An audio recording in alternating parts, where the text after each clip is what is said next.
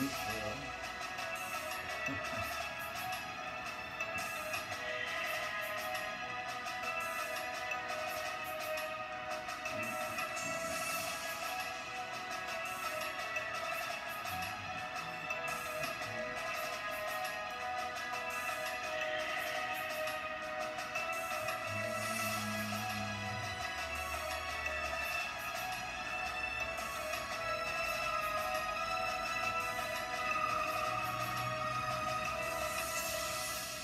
Vous avez remarqué qu'il souffle comme un air de vacances et nous sommes là aujourd'hui pour vous permettre de passer un moment extraordinaire avec nous. Nous allons essayer de toucher un sujet qui est dans notre fort intérieur et qui doit sortir, c'est le fait de pouvoir s'accomplir.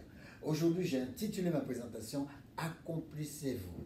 Là, c'est vrai que nous sommes en vacances, vous êtes en vacances aussi avec les enfants et nous voudrions passer ces quelques 30 minutes avec vous. Vous savez, les Hébreux appellent Dieu Hachem.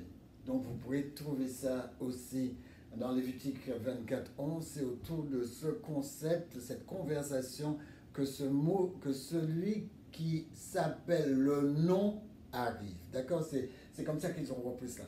Mais la raison pour laquelle je le pense, c'est parce que l'apôtre Paul dit, il n'y a aucun autre nom. Acte 4:12, il n'y a aucun autre nom qui a été donné sur cette planète par lequel nous devrions être sauvés. Tout ce que vous entendez à côté, ne vous faites pas distraire. Ne vous faites pas distraire. Celui qui nous emmènera vers le Père, il l'a dit lui-même dans Jean 14, c'est Jésus-Christ lui-même. C'est pareil. Vous savez, on entend un tas de voix, un tas de confusion autour de la réalité spirituelle.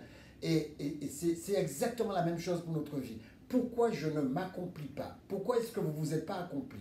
Pourquoi est-ce que l'accomplissement semble être si éloigné de vous? Simplement parce qu'il y a trop de confusion, il y a trop de distractions. Et vous vous laissez avoir, Dieu il a un plan pour vous, mais vous vous laissez avoir, Regardez ce passage. Quand Dieu se présente à Moïse dans Exode 3:14, il dit, regardez le verbe, il dit Élié, donc Élié, Hacher, Élié. Je suis celui qui suis, je serai celui qui sera, je suis celui qui advient. J'adviens quand j'adviens, je me réalise quand je me réalise. C'est ce qu'on appelle la formule accomplie. Dieu est une puissance en devenir constant. Les amis, quand vous avez été créés, Elohim c'est le créateur. Il a dit qu'on est à son image. On est une force en devenir constant. On est une puissance en devenir constant. Le problème c'est que comme nous ne le voyons pas, nous ne le voyons pas par la foi. Mais si vous traversez cette planète sans voir qui vous êtes, eh bien, vous serez vraiment déçus. Vous serez vraiment déçus du voyage. Parce que vous ne vous accomplirez pas. Vous ne serez pas épanoui.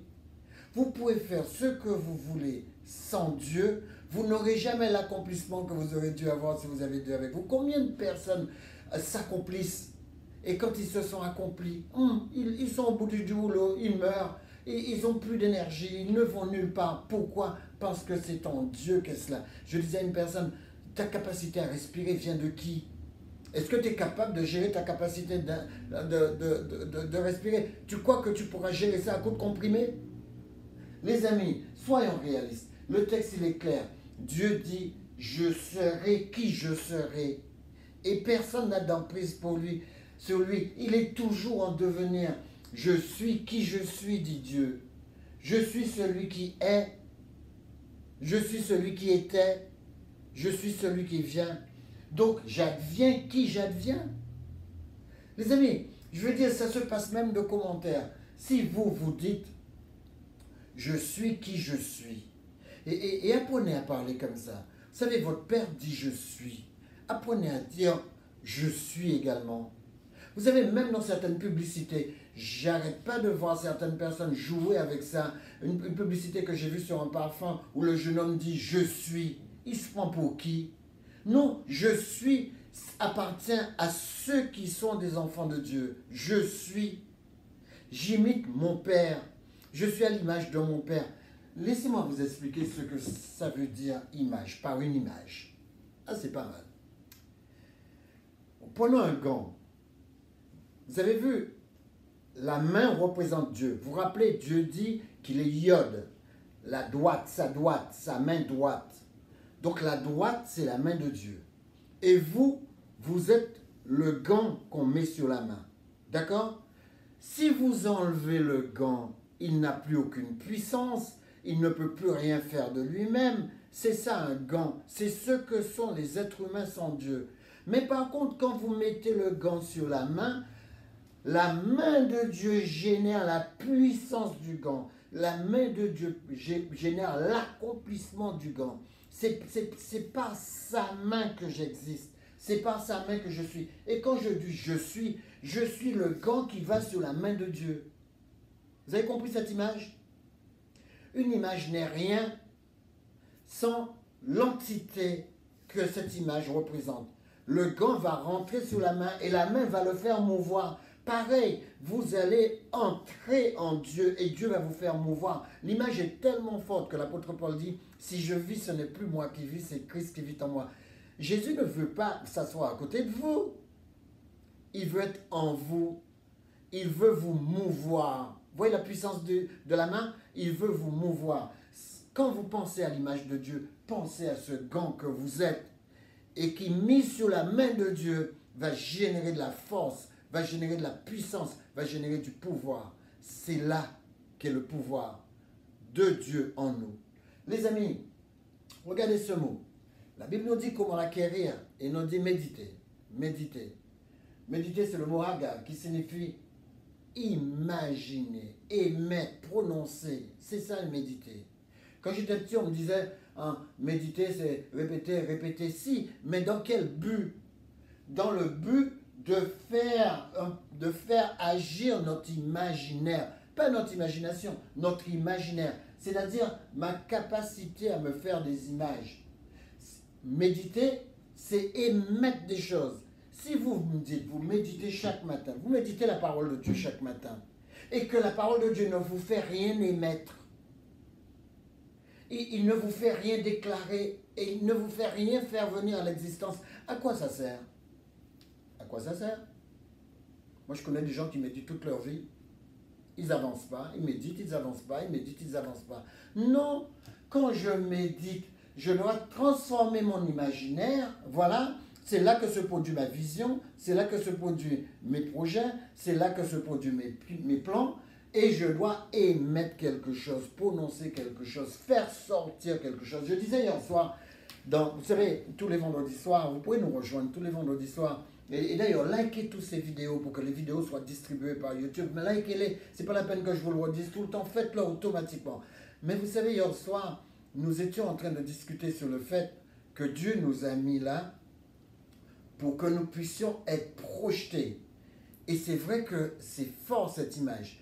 Nous devrions avoir un projet, nous devrions pouvoir nous projeter, nous devrions pouvoir bâtir dans notre tête. Si vous ne bâtissez rien, vous n'aurez rien. Et c'est vrai que la raison fondamentale pour laquelle Dieu nous a mis ici, c'est pour le représenter. Je ne peux pas représenter Dieu et être une zone d'influence, c'était le sujet d'hier soir, être un influent, avoir une puissance d'influence sur ceux qui sont autour de nous. Mais nous ne pouvons pas le faire si nous ne construisons rien. Vous allez les influencer pourquoi? Vous allez les influencer comment? Vous allez les influencer dans quelle direction? Si vous-même, vous n'avez pas imaginé, vous n'avez pas développé votre imaginaire afin de pouvoir émettre une direction à votre vie, prononcer une direction sur votre vie. Les amis, je vais essayer de vous donner quelques paramètres rapidement, mais sachez en tout cas que tout ce que votre pensée peut imaginer, encore ce mot, imaginer, vous pouvez le réaliser. Tout ce que votre pensée peut imaginer, vous pouvez le réaliser. D'ailleurs, Dieu le dit ainsi, dans Proverbe 27, verset 3, il dit, il est tel qu'est l'état de son âme. Tu es tel que sont tes pensées. Tu es tel que sont tes sentiments. Tu es tel que sont tes choix. Tu deviens ce que tu choisis. Tu deviens ce que tu ressens. Tu deviens ce que tu penses. Alors, pense ce que tu veux et deviens-le. Réalise-le. Tu peux réaliser tout ce dont tu rêves. C'est la force que Dieu a mis en toi. C'est la puissance qu'il a mis en toi. C'est le pouvoir qu'il a mis en toi. Ne croyez pas que vous êtes sans puissance. Vous émanez de la puissance de Dieu. Quand Dieu vous met en main, quand il vous met sur sa main, c'est sa main droite qui va vous mouvoir. Les amis, aide-toi et le ciel t'aidera, ça c'est pas biblique. En tout cas, c'est pas dans la Bible. La notion est biblique, mais elle n'est pas dans la Bible. Aide-toi et le ciel t'aidera, c'est Abraham Lincoln qui a dit ça. Et regardez la vie d'Abraham Lincoln. Si vous ne bougez pas, Dieu ne bougera pas. D'accord? Ça va même plus loin dans la Bible, Matthieu 7,7. Si tu ne demandes pas, tu n'as rien. Demandez, il vous sera donné. Si tu ne demandes pas, tu n'as rien. Frappez, l'on vous ouvrira. Si tu ne frappes pas, personne n'ouvrira la porte pour toi. Il faut que je participe. C'est pourquoi méditer. Méditer, c'est faire un vrai effort. C'est faire un vrai effort de compléter ma foi afin que ma foi se réalise. Si vous ne mettez pas de connaissance de votre foi est vide. Et d'ailleurs, si votre foi ne produit pas d'œuvre, dit Jacques, votre foi est vide, votre foi est morte. Alors, comment faire pour s'aider? Avant de répondre à cette question, j'ai vraiment envie que vous vous aidiez. Avant de répondre à cette question, je vais vous donner quelques notions, vous rappeler quelques notions. Voici le commencement de la sagesse. Acquiert la sagesse. Et avec tout ce que tu possèdes, acquiert l'intelligence. Les amis, le mot sagesse ici, c'est le mot compréhension, c'est le mot discernement, c'est le mot baina. Donc baina veut dire chercher la compréhension, chercher le discernement, discerne ce qui est vrai de ce qui est faux. Les amis, si on va plus loin, on essaie de décortiquer ça. Je vais décortiquer ça en quelques phrases. La pensée que nous avons doit être la pensée originelle. D'accord? C'est-à-dire que ma pensée doit se rattacher à la pensée originelle. La pensée originelle, c'est la pensée que Dieu a mis en place quand il a fait toutes choses. C'est la pensée qu'il a mis dès avant la fondation du monde, avant même que vous soyez nés. Donc votre pensée doit rester originelle. Votre pensée doit rester pure. Votre pensée doit rester dans la lignée de la loi de Dieu. Vous devez être une personne purement extraordinaire. Une personne sans faute, dans le sens où je ne vais pas m'habituer à demeurer dans le mal que je fais. Je ne vais pas m'habituer à demeurer dans les mauvaises pensées. Les mauvaises pensées que la Bible appelle péché, eh bien ces mauvaises pensées, c'est eux qui vont générer le mal. Et si vous vous habituez avec ces mauvaises pensées, vous allez vous gangréner. Et quand vous voudriez vous projeter, vous allez gangréner, pervertir votre projection. C'est la raison pour laquelle certains chrétiens font des choses inimaginables. Moi, quand je regarde ces chrétiens, parfois aux États-Unis, et quand je vois ce qu'ils sont capables de faire, ils sont capables de faire pire que même le non-chrétien isolé qui n'a pas été influencé. Alors, c'est la raison pour laquelle nous devons garder la pensée originelle, la pensée que Dieu a mis en toute pureté en nous. Ne croyez pas que vous êtes naïf parce que vous avez de bonnes pensées. Non, laissez les gens poursuivre avec leurs mauvaises pensées. Et regardez, une idée acceptée donne un précepte. C'est-à-dire qu'originellement, Dieu avait créé des idées qui sont un concept en soi. Ce sont des préceptes ou des préconcepts. Ce que Dieu donne, ce sont des préconcepts. Ils sont appelés à se conceptualiser. Tout ce que vous trouvez dans la Bible peut devenir un concept de vie. Les amis, ce n'est pas seulement l'obéissance à des règles, mais l'obéissance à des règles ouvre des portes encore plus infinies. Vous pouvez rester là et avec votre imaginaire concevoir des choses que les yeux ne voient pas, que l'oreille n'a jamais entendues, parce que Dieu a mis à l'intérieur de vous une capacité de création hors norme. Hors norme. Les amis, regardez ici. Un concept, c'est quoi? Un concept, c'est le résultat d'un précepte. C'est une image, une idée, une culture. Mais attention, pas une culture que vous avez automatiquement adoptée. Il y a de bonnes cultures à adopter. Mais quelquefois, certaines cultures que les gens ont mis en place comme un concept de vie vont à l'encontre de la volonté de Dieu. Je répète, certaines cultures, certaines acculturations vont à l'encontre de la conception de Dieu. Quand quelqu'un prend la parole de Dieu et que la parole de Dieu dit ça c'est abominable et que cette personne en fait la pression sur le gouvernement pour en édicter une loi, eh bien, c'est contre la volonté de Dieu. Et tout ce qui est contre la volonté de Dieu, vous savez ce que Dieu a fait? Tout ce qui est contre sa volonté, vous savez, on ne vit pas assez pour voir. C'est dommage parce qu'on croit que certaines choses n'existent pas. Mais la loi de la semaille, de la récolte, contenue en Galates 6, verset 7, ça marche toujours et ça marchera jusqu'à la fin du monde. Quand vous mettez en place une conception anti-Dieu, une conception qui va à l'encontre de la règle de Dieu, eh bien, dans cette conception, il y a les conséquences. Vous allez faire banqueroute. C'est juste une question de mois, c'est une question d'années, c'est une question de ce que vous voulez, même de dizaines d'années. Mais vous partez vers une banqueroute. Votre vie n'aura jamais été ce qu'elle devrait être. Jamais été ce qu'elle devrait être. Vous prenez n'importe quel péché, n'importe quel mal, n'importe quelle abomination que les gens légalisent. Parce que aussi bien que les gens légalisent les overtoniens, comme l'alcool, comme le tabac, ils le légalisent, ils mettent une loi, ils disent maintenant tu peux boire. Regardez le nombre de familles détruites par ça. Maintenant tu peux faire ce que tu veux. Regardez le nombre de familles qui sont en prison à cause de ça. Les amis, quand ça bafoue la loi de Dieu, eh bien d'une manière ou d'une autre, avec le temps, c'est juste une question de conséquences. Les conséquences arrivent à grands pas. Combien de familles ont été détruites parce que leurs parents ont accepté des conceptions qui allaient à la rencontre de la parole de Dieu? Mes amis, c'est inscrit dedans. Dieu ne va pas l'enlever. Il l'a inscrit de la fondation du monde. Le concept se traduit en parole, en exposition d'une idée. Donc, il suffit de prendre n'importe quelle idée et vous pouvez faire en sorte que cette idée s'installe en concept. Mais regardez ce qui se passe. La parole expose la culture, c'est-à-dire la parole de Dieu expose la culture.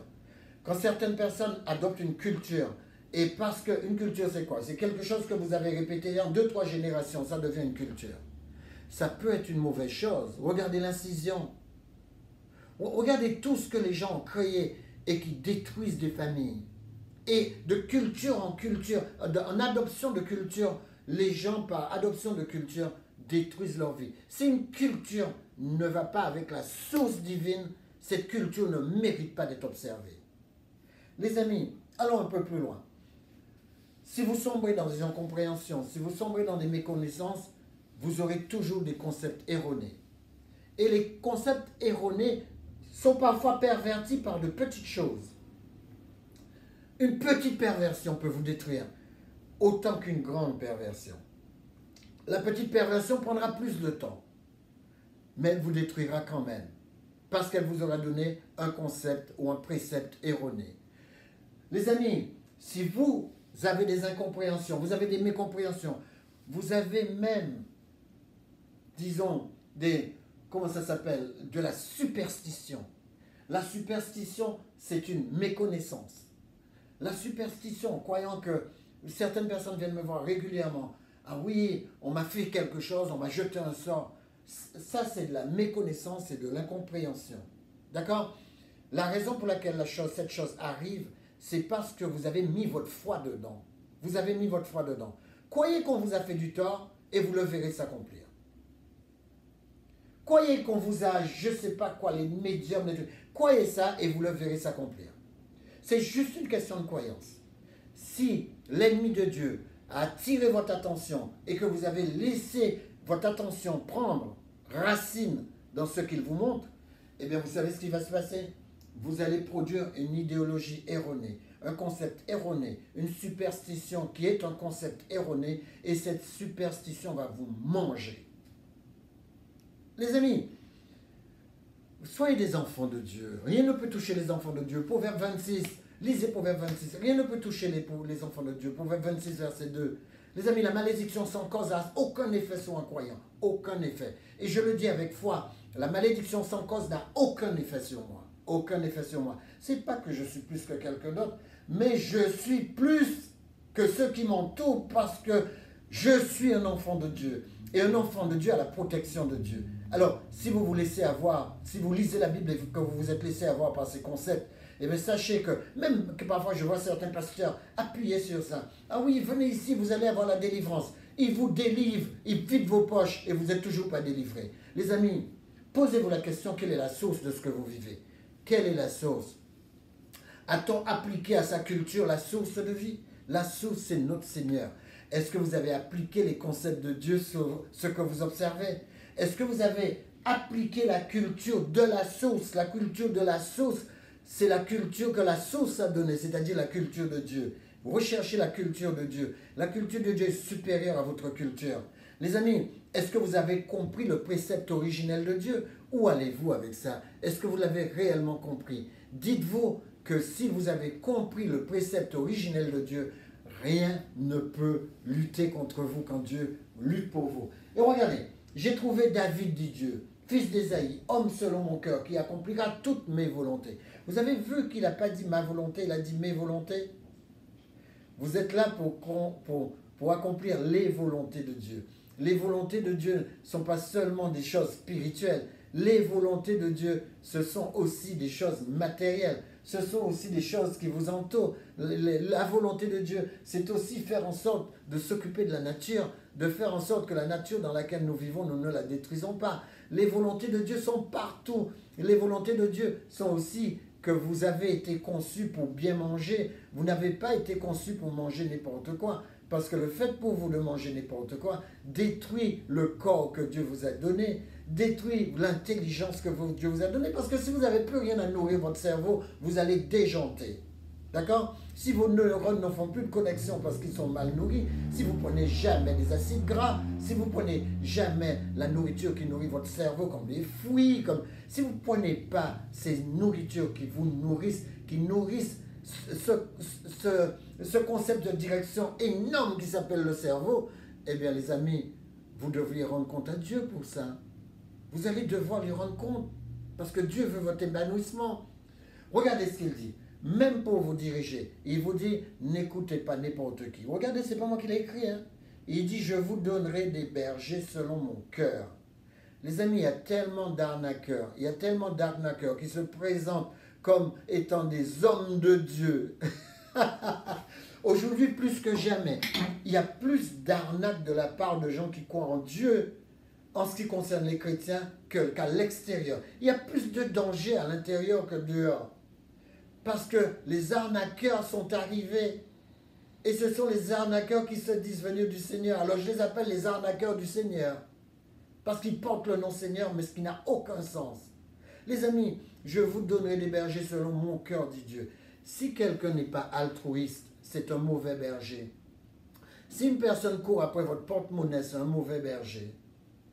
Si une personne prêche l'évangile et qu'il ne va pas chercher un travail, eh bien les amis, c'est un arnaqueur du Seigneur. Les amis, ce sont des gens qui essaient de vous persuader. J'ai même trouvé un membre pour me dire, oui, mais Lambert, il prêche l'évangile, il doit vivre de l'évangile. Oui, je dois vivre de l'évangile. Les amis, il y a des gens qui mettent l'évangile sur Internet et YouTube leur verse de l'argent tous les jours parce qu'ils sont assez intelligents pour utiliser vraiment ce message, porter quelque chose aux gens et puis à travers les systèmes de réseau qui sont en place, eh bien, gagner sa vie. Les amis, c'est la raison pour laquelle nous devons réfléchir. Nous devons avoir de l'intelligence et de la sagesse. Regardez, il dit, les gens qui viennent selon le cœur du Seigneur, ils vous paieront avec intelligence et avec sagesse. Est-ce que c'est de la sagesse de vous vider les poches? Alors, si vous croyez ça, c'est que vous avez un concept qui n'est pas un préconcept original. Parce que Dieu savait qu'il allait y avoir des gens en difficulté. Il savait que le monde allait devenir de plus en plus difficile. Et il a mis en place exactement comment nous devons fonctionner pour sortir de notre misère. Alors maintenant, je vais poser la question et je vais y répondre. Comment faire pour s'aider? J'ai quelques minutes encore, on y va. La première chose à faire, arrêtez d'écouter les autres, centrez-vous sur vous. Centrez-vous sur votre capacité. Centrez-vous sur votre intelligence. Focalisez-vous sur ce que Dieu a créé, c'est-à-dire vous. Si vous vous centrez sur les autres, si vous écoutez le mec là qui prêche, le mec qui raconte un peu toute sa vie, le mec même qui vous dit comment gagner sa vie, eh bien souvent il va vous utiliser parce que vous allez entrer dans des distractions. Vous n'allez pas réussir parce que vous êtes parti sur des distractions. Si vous vous centrez sur les autres, ça produit des distractions. Et vous allez en avoir plein, des distractions qui vont remplir votre vie. Et quand vous verrez 5 ans, 6, 10 ans passer, vous verrez que vous n'avez rien accompli. Parce que vous ne vous êtes pas centré sur vous. Alors si vous avez oublié tout ce que j'ai raconté aujourd'hui, repensez à cette phrase. Je vais maintenant me focaliser sur moi, sur ce que Dieu a inscrit dans mon fort intérieur et je vais le faire sortir. Les amis, faites sortir ce que Dieu a mis en vous. Regardez, se centrer sur soi va produire une direction à suivre. Si vous vous centrez sur le fait que Dieu a mis en vous d'écrire un livre, ça va vous donner une direction d'accomplissement de ce livre. Si vous vous centrez sur le fait que Dieu a mis en vous de devenir médecin, ça va créer une direction pour que vous puissiez atteindre votre objectif. Si Dieu a mis dans votre fort intérieur et que vous vous êtes concentré sur le fait d'être un super commerçant honnête, eh bien, Dieu va produire la direction. Du moins, cela va produire, Dieu l'a mis comme ça, cela va produire la direction que vous devrez suivre. Les amis, s'accomplir demande de la discipline. Il demande l'accomplissement du travail qui vous construit. S'accomplir vient de la discipline et l'accomplissement du travail qui vous construit. Si vous n'êtes pas construit, vous n'irez nulle part. Il faut vous construire. Centrez-vous sur vous. Qu'est-ce que vous avez étudié aujourd'hui? Qu'est-ce que vous avez médité hier soir? Où est-ce que vous allez? Centrez-vous. Qu'est-ce que Dieu a suscité en vous? Quel est le rêve qu'il a posé en vous, dans votre imaginaire? Les amis, centrez-vous sur ces choses-là. Accomplissez votre vie, pas la vie des autres. Quand vous allez quelque part écouter des gens parler et que vous leur donnez encore de l'argent, vous accomplissez leur vie, pas la vôtre. C'est ce que vous faites. Regardez ce que dit David. Je me réjouis en suivant tes préceptes, comme si je possédais tous les trésors. Vous avez vu ce qu'il fait? Il suit la parole de Dieu et il se dit, un trésor est caché dedans. Si David l'a fait, vous pouvez le faire. Moi, quand j'ai commencé à comprendre les concepts de la Bible, je me dis, un trésor est caché dedans. Il faut que je fasse sortir ce trésor. Pas en arnaquant les autres, pas en trompant les gens qui sont autour de moi. Non, en leur faisant percevoir eux aussi qu'un trésor est caché dans leur fort intérieur. Dieu l'a placé là dès la fondation du monde, avant même que vous soyez nés. Dieu avait déjà mis dans votre système ce que vous alliez produire et ce que vous allez concevoir. Et en prévision de ça, Dieu a créé l'or, il a créé l'argent, il a dit tout cela est à moi. Je le mets à votre disposition afin que quand vous allez sortir le produit qui est en vous, eh bien, d'autres personnes puissent prendre cela et venir vous récompenser. C'est comme ça qu'on vit. Tes préceptes font mes délices. Tes préceptes ne sont pas seulement un trésor. Si vous dites que la parole de Dieu est un trésor et que ça ne vous rapporte rien, quel genre de trésor c'est? Vous connaissez un trésor qui ne vous rapporte rien? Il y a des gens qui disent, oui, mais c'est un trésor spirituel. Comment ça peut être un trésor spirituel et que ça ne me permet pas de vivre? Posez-moi la question, j'en sais absolument pas. Plus je me pose la question, si la parole de Dieu est un trésor, eh bien moi, je sais que j'ai mon trésor dans ma main. Et que si j'applique mon trésor, eh bien ma trésorerie va se remplir. Ne croyez pas que c'est que ma trésorerie intellectuelle ou ma trésorerie spirituelle. À quoi ça sert la spiritualité si ça ne me donne pas à boire et à manger? À quoi ça sert? Dieu nous dit, sa parole est plus que le pain. Alors si la parole est plus que le pain et que j'ai le ventre vide, avec la parole, il y a quelque chose qui ne va pas. Parce que sa parole, c'est plus que du pain. Les amis, tes préceptes font mes délices. Comment ça pourrait être délicieux si j'ai faim? Il dit, tes préceptes sont mes conseillers. Mais quel genre de conseiller ne m'amène nulle part? Il y a des gens qui ont la parole comme conseiller, ça les amène nulle part.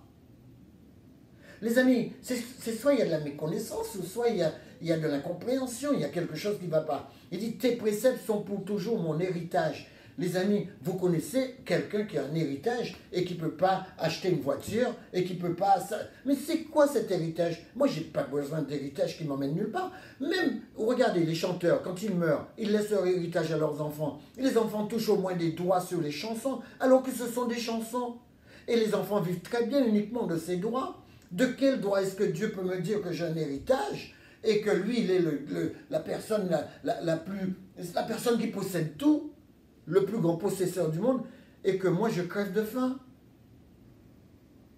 Et comment est-ce que cet héritage serait la joie de mon cœur si je meurs de faim? Regardez, David dit, je suis ton serviteur, Seigneur. Donne-moi l'intelligence pour que je connaisse tes préceptes. Parce que ces préceptes sont tout son trésor. Observe mes préceptes, dit Salomon, et tu vivras. Garde mes enseignements comme la prunelle de ses yeux. C'est Salomon qui dit ça. Il dit ça de la part de Dieu. Éternel dit, observe mes préceptes et tu vivras. Comment est-ce que je peux vivre sans manger? Comment est-ce que je peux vivre sans être en bonne santé? Comment est-ce que je peux vivre comment dirait certains, en jeûnant tous les jours? Les amis, c'est impossible, impossible. Dieu ne m'a pas créé avec le besoin de pouvoir me nourrir et ne pas être capable de me nourrir, alors qu'il dit qu'il est mon pourvoyeur. Les amis, Dieu lui-même dit, garde mes enseignements comme la prunelle de tes yeux. Si ces enseignements ne devaient pas me permettre de vivre, pourquoi est-ce que je devrais garder ces enseignements comme la prunelle de mes yeux? C'est pourquoi il ne faut pas faire des comparaisons avec les autres. Chaque comparaison avec l'autre vous fait perdre en force et en concentration. Je répète, chaque fois que vous comparez à quelqu'un d'autre, cela vous fait perdre en force et en concentration intérieure. Et vos résultats deviennent inconsistants, vos résultats deviennent médiocres. Si vous vous comparez aux gens par rapport à ce qu'ils font, par rapport à ce qu'ils réussissent, vous devenez médiocre en résultats. Les amis, le sens véritable du mot Aleph, je vous déterminer par là, c'est le Dieu infini qui entre dans un monde fini et qui cherche l'unicité dans la pluralité. Qu'est-ce que ça veut dire en clair? Dieu vous cherche à cause de votre unicité. Vous êtes unique. Vous n'êtes pas une copie. Les choses ne doivent pas vous arriver, mais les choses doivent arriver pour votre bien-être. Les choses doivent arriver pour vos accomplissements. Arrêtez de dire « Pourquoi est-ce que ça m'arrive ?» Non, ça ne doit pas vous arriver. Ce qui doit vous arriver pour votre épanouissement. Même vos échecs vous arrivent pour votre épanouissement. Vous allez apprendre quelque chose. Vos pensées doivent être claires. Arrêtez de vous encombrer l'esprit avec les réseaux, avec tout ça. Vos pensées doivent être claires si vous voulez réussir votre petite vie là sur la planète. Et j'irai même, après avoir réussi votre petite vie sur la planète, ça veut dire quand vous aurez compris ce que Dieu veut, eh bien vous allez réussir votre grande vie. Vous allez réussir votre grande vie, votre vie d'abondance, comme dit Jésus en Jean 10, 10. Vous allez connaître votre vie d'abondance. Et je vous assure que je ne suis pas là pour vous parler prospérité, je suis là pour vous dire la situation logique que Dieu met en place pour pouvoir vous emmener à votre épanouissement total. Les amis, vos pensées doivent être claires, votre vision doit être mieux définie et vos actions doivent s'aligner sur votre projet. Si vous n'arrivez pas à cette simple phrase, eh bien vous aurez des difficultés à vous accomplir. Quels sont les projets qui brûlent en vous? Rappelez-vous Jérémie 29, 11. Dieu dit qu'il a mis des projets en vous. Quels sont les projets qui brûlent en vous et qui s'imposent tout le temps à votre pensée? C'est ça que vous devriez accomplir. Ne vous demandez pas si c'est possible. Demandez-vous si c'est à vous. Ne copiez pas, n'imitez pas. Si c'est à vous, arrêtez à attendre des signes. Il y a des gens qui me disent tout le temps, « Ah, moi j'attends un signe de la part du Seigneur. » Mais arrêtez avec vos signes, c'est de la superstition, tous ces machins-là. Essayez, au lieu d'attendre des signes, l'Éternel tient à ce que vous puissiez imaginer des choses, mettre votre imaginaire en marche afin de ne pas vous limiter.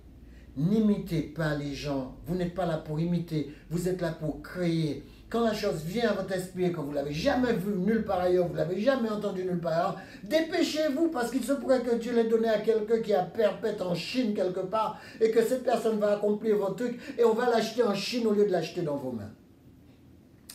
Exode 14, verset 14, j'aime bien ce verset. Moïse dit, l'Éternel combattra pour vous et vous gardez le silence. Les amis, ne courez pas pour parler et perdre du temps.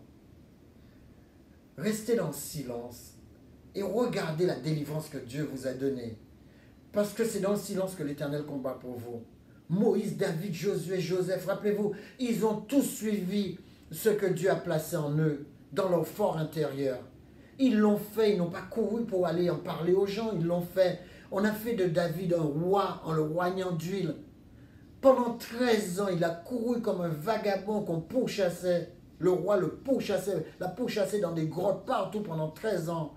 Alors qu'il a reçu l'onction de Dieu. Il n'est monté sur le trône que 13 ans après. Mais vous croyez qu'il allait tout dire à tout le monde, je suis le roi? Non, il a fermé sa grande bouche.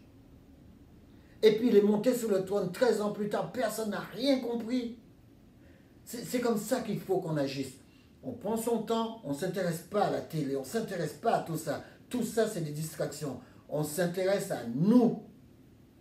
Je dois accomplir ce que Dieu a posé à l'intérieur de moi. Je dois le chercher. Quel est ce don? Quel est ce talent? Quelles sont les choses que Dieu imprime à mon esprit? Quel est le rêve qu'il fait monter en moi? Et à ce moment-là, dans le silence, je construis. Je construis et j'aurai la victoire à tous les coups. Croyez, dit Matthieu 9, 29, et vous le verrez s'accomplir. Croyez, c'est-à-dire ce n'est pas un jeu. Croire n'est pas du luxe. Croire, c'est le fondement de tout progrès. Sans la croyance, les idées restent des souhaits. Les projets demeurent des fantaisies et vos rêves deviennent des regrets. Les amis, croyez, ce n'est pas du luxe. Croire, c'est un choix. Or, la foi est une ferme assurance. C'est ferme, c'est définitif. Une ferme assurance des choses qu'on espère. Une démonstration logique de celles qu'on ne voit pas. Si vous croyez, tout est possible. Alors si vous croyez, marchez, fonctionnez, agissez comme quelqu'un qui croit et vous verrez votre rêve s'accomplir. Les amis, battez-vous pour être qui vous êtes. Croire, ce n'est pas un sentiment. Croire, c'est un choix. Croire, c'est quelque chose qu'on fait chaque jour, qu'on fait chaque heure, qu'on fait chaque minute, qu'on fait chaque seconde. Plus vous croyez, plus vous allez devenir fort. Plus vous êtes inarrêtable. Car vous n'êtes pas ballotté par les vents, comme dit Jacques. Vous n'êtes pas ballotté par les vents de la distraction. Et rappelez-vous, vous pouvez faire ce que je dis. Parce que tout est possible à celui qui croit. Éternel, ton Père Céleste, merci pour ta présence. Merci pour ta grandeur, merci pour ta force. Merci d'inculquer en nous, de pouvoir réaliser le rêve que toi, tu as fabriqué pour nous dès avant la fondation du monde. Éternel, que la gloire de tout ce que nous trouvons dans ta parole te revienne au nom de Jésus et pour ta gloire. Amen. Que Dieu vous bénisse, que Dieu vous garde. On se retrouve la semaine prochaine, hors des vacances. Que Dieu vous bénisse.